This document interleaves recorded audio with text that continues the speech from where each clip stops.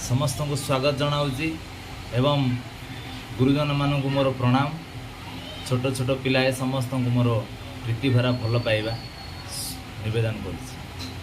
आज्ञा समस्ते कहती जे बापा माँ जगत रे श्रेष्ठ, आमे भी कहू, किंतु श्रेष्ठ कहीं तांकु कहीं पूजा करा जाए, तांकु कहीं एते बड़ा उच्चा आसन रे रखा जाए, यही कथाटा हुए तो आम मैंने अधिकांश कही था जे बापा माँ जन्म देइचंती तेणुकरी सी श्रेष्ठ।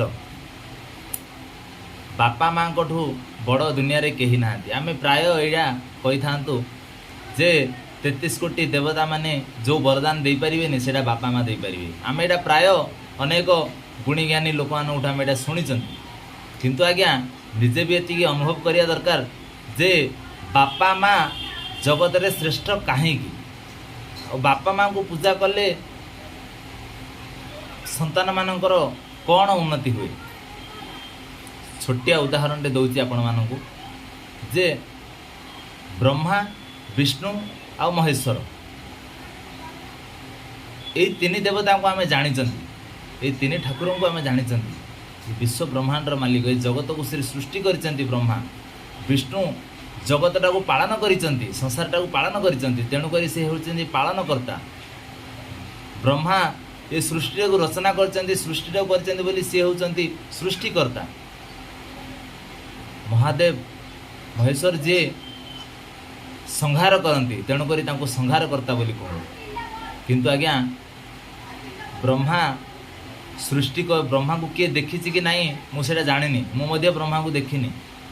ब्रह्मा क्या सृष्टि करिसेंती एटा पुराण पोष्टि पुराण पोथी आम जब आड़ेवा ग्रंथ देखा सेटा अनेक दृष्टांत ता भितर मिल। किंतु आज्ञा मु जानी मो बापा माँ मते सृष्टि करिसेंती। मो बापा माँ को दया नहेले मु दुनिया को आसीपारि नथांती बा आज आपण मानक सामने मु रही पारि नथांती। मो बापा माँ से विशेष दया, बापा माँ से आशीर्वाद, बापा माँ से भल पाइबा जोगु ये दुनिया को सी मते ओल्हे आनी, सी मते सृष्टि करिसेंती। तेणुपाई मो बापा माँ होउछंती मो पई ब्रह्मा। विष्णु से काहा को पालन करिसेंती सेटा मध्य पुराण पोथी रे मिलिबो। किंतु आज्ञा मु जानिछि